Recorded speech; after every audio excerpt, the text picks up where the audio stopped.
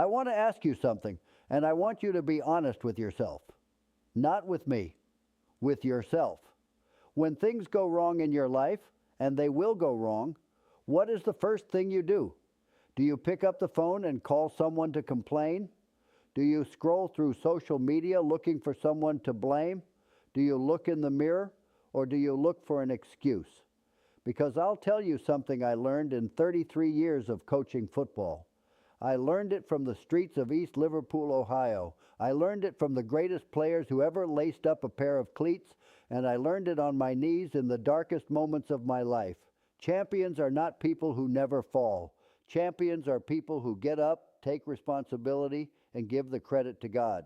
That is what we are going to talk about today. Not theory, not philosophy, not some motivational poster. We are going to talk about your life and the 2 decisions that will change everything. Put God first. What does that actually mean? Now, some of you, when I say put God first, you tighten up. Maybe you weren't raised religious. Maybe you've been hurt by religion. Maybe you're just not sure, and that's okay. Stay with me, because when I say put God first, I am not asking you to stand on a street corner with a sign. I am asking you to answer one simple question. What is the thing in your life that is bigger than your ego? You see, when you put yourself first, your pride, your convenience, your comfort, you become the center of the universe. And let me tell you something about being the center of the universe. It is a very lonely, very frightening place to be, because everything depends on you, your strength, your intelligence, your plan. And the moment you hit a wall, and you will hit a wall, there is nothing left to hold on to. When I was diagnosed with ALS in 2000, when the doctors told me I might lose my ability to speak, do you think my football trophies helped me? Do you think my national championships, my coaching records, my fame, do you think any of that got me out of bed in the morning? No. What got me out of bed was the belief that there is a God, that He has a plan, that my life has a purpose beyond my comfort. Faith does not make things easy. Faith makes things possible. Putting God first means waking up every morning and saying, I don't know what today holds, but I trust the one who holds today. It means making decisions based on values, not feelings. It means asking, what is the right thing to do, not what is the convenient thing to do. And here's what happens when you do that. You stop making decisions out of fear. You stop chasing approval. You stop shrinking yourself to fit into rooms that were never built for you, because you know who you are, you know whose you are, and that changes everything. The accountability revolution. Now I want to talk about the second decision. And this one is going to step on some toes. Good, toes that need to be stepped on. Take responsibility for everything, not some things, not the good things, everything. I know what you're thinking. But coach, some things really are not my fault, and you might be right. Maybe you were born into poverty. That wasn't your fault. Maybe someone hurt you. That wasn't your fault. Maybe the system failed you. Maybe life dealt you a bad hand. I'm not saying any of that was your fault. I am saying your response is always your responsibility. You cannot control what happens to you. You can control what happens in you. You can control what happens through you. I have coached young men from the worst neighborhoods in America. Young men who had every reason, every legitimate reason to give up. Young men who had been abandoned, abused, overlooked, underestimated, and some of them made it and some of them didn't. You want to know the difference? The ones who made it stopped asking, why did this happen to me, and started asking, what am I going to do about it? The moment you stop blaming, you start building. Think about the last time something went wrong in your life, a relationship, a job, a decision. Who did you blame? Your boss, your parents, the economy, your ex, maybe God Himself? I've done it. I'm not judging you. I've done it.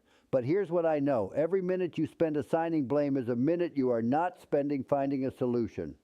Every ounce of energy you pour into resentment is an ounce you can't pour into recovery. Accountability is not self-punishment. Accountability is power. When you say, I made a mistake, you are saying, I have the power to do better. When you say, I chose that path, and you are saying, I have the power to choose a different one. The person who owns their story can write the next chapter. The 3 questions that change everything. I have lived by 3 questions my entire life. 3 questions I ask myself every single day, and I want to give them to you. Question number 1, can people trust me? Not, am I likable? Not, do people approve of me? Not, am I popular? Can they trust me? When you give your word, do you keep it? When you say you'll be there, do you show up? When nobody's watching, do you do the right thing? Trust is not built in the big moments. Trust is built in the small ones. The phone call you make when you don't feel like it, the deadline you meet when it would have been easy to miss, the truth you tell when a lie would have been more comfortable. Question number 2, am I committed to excellence? Not perfection, excellence. Perfection is a destination you never reach. Excellence is a standard you choose every day. Excellence means when you do something, do it as if God Himself is watching, because He is. Excellence means you don't cut corners because nobody will see. You don't give half effort because nobody will notice. Because you will notice, and God will notice, and over time your habits become your character, and your character becomes your destiny. Question number 3, do I care about people? This is the one people skip. They want the success, they want the recognition, they want the platform, but they don't want to invest in people. I want to tell you something the world doesn't say enough. Your greatness is not measured by what you accumulate, it is measured by what you contribute. The richest person in the room is not the one with the most money. It's the one whose presence makes other people feel more alive. When you put God first, you see people the way God sees them, not as competition, not as obstacles, not as tools, as souls, as image bearers, as people who matter. And when you treat people that way, everything changes. Teams win, families heal, communities rebuild because someone decided to actually care. When life knocks you down, I need to talk to somebody in this room who is going through something right now. Not a hypothetical somebody, a real somebody. Someone who came here today because they are barely holding it together. Someone who put on the good face, the good clothes, the good posture. But inside they are asking, is this all there is? I see you. I've been there. In 1996, I was fired from Notre Dame, one of the most storied programs in the history of college football, after winning a national championship. After building something I loved, and I sat alone in my office, and I asked God, what is this?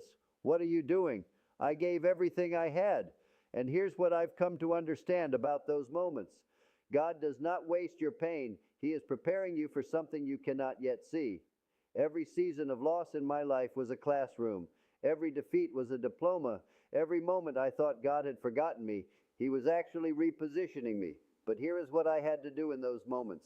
I could not play the victim. I could not indulge self-pity. I had to get up, look in the mirror, and say, I don't understand this, but I trust you, and I will take responsibility for what I can control. That is faith in action, not feeling great about your situation, but choosing to act with integrity anyway, because the way you behave when things are hard, that is who you really are. Anyone can be grateful when life is good. It takes character to be grateful when it is hard. It takes faith to keep moving when you cannot see the finish line. So if you're in a hard season right now, don't run from it. Don't numb it. Don't blame someone else for it. Ask, what is this teaching me? Ask, who do I need to become on the other side of this? Ask, God, what are you building in me right now? And then put your head down, do the work, and trust the process. The discipline of daily decisions. Let me be very practical with you for a few minutes. Because motivation without application is just noise. You don't put God first in one big dramatic moment. You put God first in 1,000 small decisions every single day.